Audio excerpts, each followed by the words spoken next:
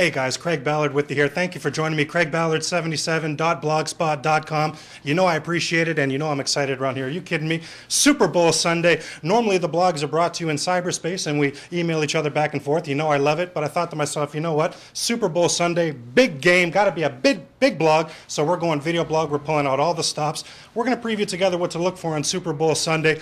Let's take a start here. We're looking at the Green Bay Packers and the Pittsburgh Steelers. Let's start when the Packers are on the offense, talking about a top 5 pass offense, and we know we're talking about an offense that's very, very good at converting on third downs. These guys extend drives very, very well. Only 2 of 11 in the NFC Championship game versus the Bears. Cause for optimism, though. There's a lot of reason to think that this Packer offense can turn this around on Super Bowl Sunday, as it will be played in the Dome. This team traditionally does extremely well with Aaron Rodgers at the helm in a Dome. They average over 30 points per game, so we'll definitely look for that to improve.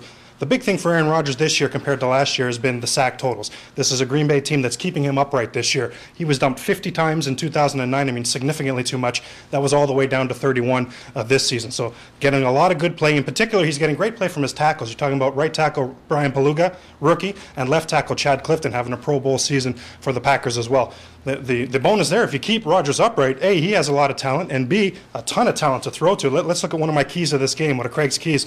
Let's look at Greg Jennings. Let's talk about this guy. Absolute stud wide receiver. All the physical gifts you could want for a receiver, all the fundamentals. This guy is really, really big time. You look at his last 2 playoff games, 8 catches each time, over 100 yards each time. The only thing that stands out for me on Greg Jennings right now, guys, is in this playoffs, he has 0 touchdowns. And for me, I'm going to say Craig's key right here. I believe that for the Green Bay Packers to win this game, between him and the other wide receiver, or another wide receiver, veteran Donald Driver, I think they need 2 touchdowns to win this game. That's what I'm calling right now as a Craig's key.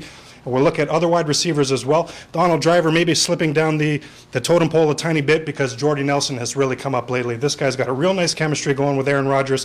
He's been converting a lot of big passes for this team lately. Probably look at him as the number 2 wide receiver. And, of course, they have James Jones as well. And we know all 4 are going to be in play. This is a Green Bay offense. Aaron Rodgers, they want to spread that field. They want to spread that offense. They want to play multiple packages with multiple wide receivers. Now, if you take a look at the running game, there's another area where we've seen a change in depth chart. We remember all the way back to week 1, this Green Bay team lost Ryan Grant, their starting running back, lost him for the season. Had to go with Brandon Jackson. I think we would all agree, pretty unimpressive. In these playoffs, they've actually gone with rookie James Starks. He's actually started all 3 games in this playoffs. Pretty nice playoff story here, James Starks, from just down the street here, University of Buffalo. Again, rookie this season in his rookie year, only 101 yards in his rookie year. I mean, nothing impressive there at all. In the playoffs, he's already up to 263 yards, so he's really been picking it up. For me personally, folks, a rookie running back making his 4th start against the Pittsburgh Steelers Super Bowl defense. I mean, I don't see him being a factor. I'm not looking for Green Bay's running backs to play a factor in the running game. They will be very, very key, though. I'm not quite designating them as a Craig's key, but we definitely will watch these guys. If you're talking about playing against the Pittsburgh Steelers defense, then on the edges, you're talking about linebacker Lamar Woodley, and you're talking about James Harrison on the edges. You know if you're playing that Pittsburgh defense, they are blitzing, they are coming aggressive. It's going to be instrumental, absolutely key for these running backs on Green Bay, Jackson and Starks, to stay in the pattern and help block those blitzers. I say stay in the pattern so all the wide receivers and tight ends are out running the routes, doing their thing. Not usually you send a running back out, not against Pittsburgh. He has to be in the backfield. He has to be helping the pass protection. Let's take a look at this Pittsburgh defense. Talk about that Pittsburgh defense. We know the man at the helm is longtime defensive coordinator Dick LeBeau. I'm a big fan of Dick LeBeau, and this actually may be his last game. He may retire after the Super Bowl game, and if he does, you talk about leaving on top of your game. Wow, this guy has orchestrated the best rush defense I've ever seen. Statistically speaking, it's literally one of the best rush defenses in the history of the NFL. I'll tell you, right here, I'll call it as the best rush defense I've ever seen. 62 yards per game is what they allow. And let's put a big old only in front of that. That's only 62 yards per game this team allows on the ground. An absolutely astonishingly low number. Also number 1 in the league for sacks. Also number 1 in the league for fewest points allowed. Only 14.5 per game. Again, gaudy numbers, this Pittsburgh defense. We know they're great on third downs. That's probably the thing that impresses me the most about this defense is their ability to make you pay on first and second down, set up third and long, and then get off the field. I'm really impressed by this defense quite a bit. We know they're great at intercepting the football, a ball-hawking defense. We know they're great at forcing fumbles, and we know that all of that is really predicated around their great linebacker play. We already mentioned earlier, we mentioned Harrison and Woodley. You're also adding Lawrence Timmons to the mix. You're also adding James Farrior to the mix. Outstanding linebacker play in Pittsburgh. We know the safeties. Ryan Clark, I like Ryan Clark a lot, actually. Looked like he may join my Miami Dolphins this past offseason. I was really rooting for it because I like him. he decided to sign back with Pittsburgh. Go figure why, of course. Now he's in the Super. Anyway, he's very, very nice. And the other safety, maybe you've heard of him, Troy Polamalu. Are you kidding me? This guy, absolutely special football player, absolutely special talent. The last 19 times he's suited up for Pittsburgh, they've won 15 of those games. This guy is a next-level player. I say he's the defensive equivalent to a Tom Brady, to a Peyton Manning for the defensive end. That smart, that well-prepared, and that skilled. This guy's truly next level. Now let's turn to the cornerbacks, who I'm going to label here as Craig's key. I can't stress this enough, folks. This is a major key. You're talking about Brian McFadden, you're talking about William Gay, you're talking about Ike Taylor.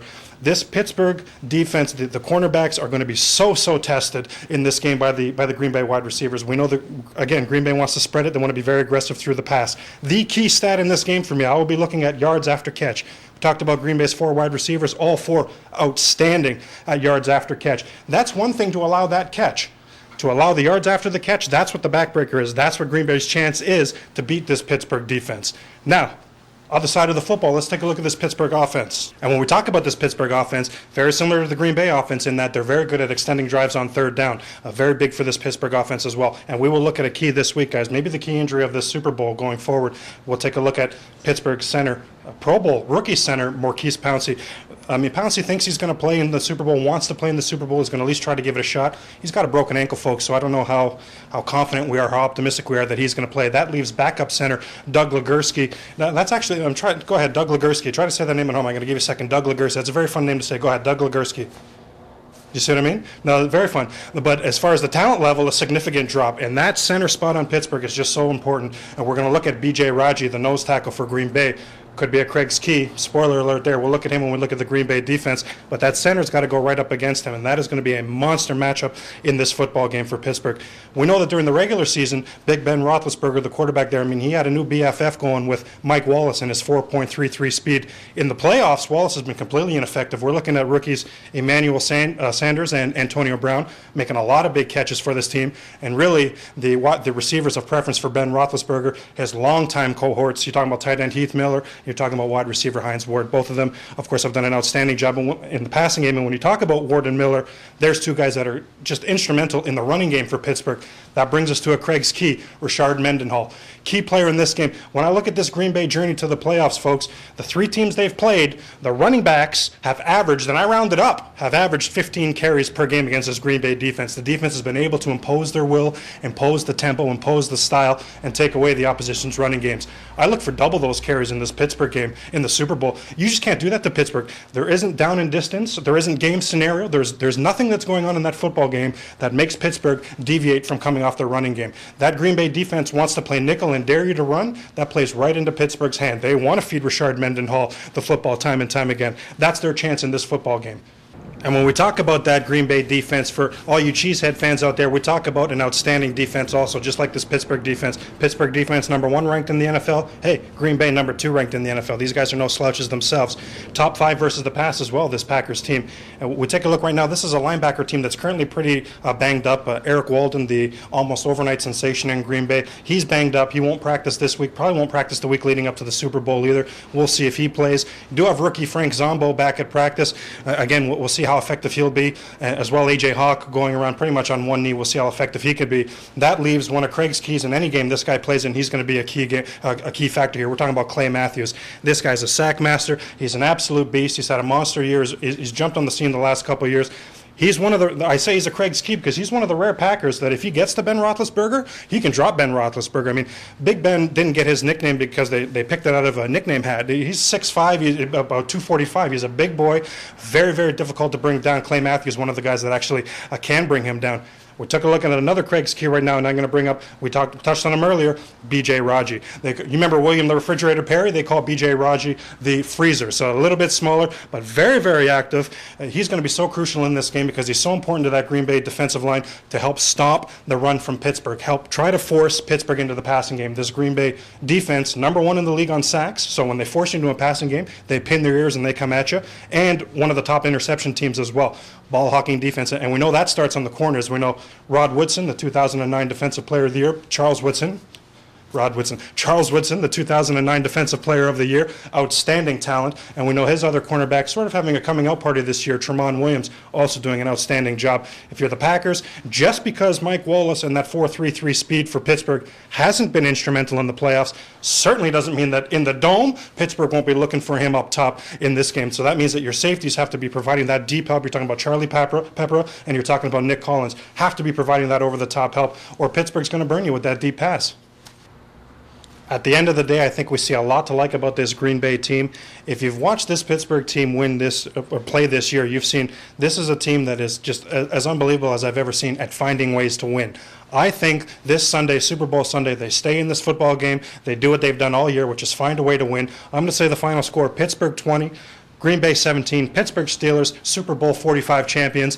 You know how much I appreciate you joining me at craigballard77.blogspot.com, and you know I love interacting with you. You think you know the winner? I want to hear from you, but I don't want to hear the winner, that's a 50-50. I want to hear some score predictions as well, so get at me. Let me know your thoughts. You know I always appreciate it, and I can't wait to see you again, folks.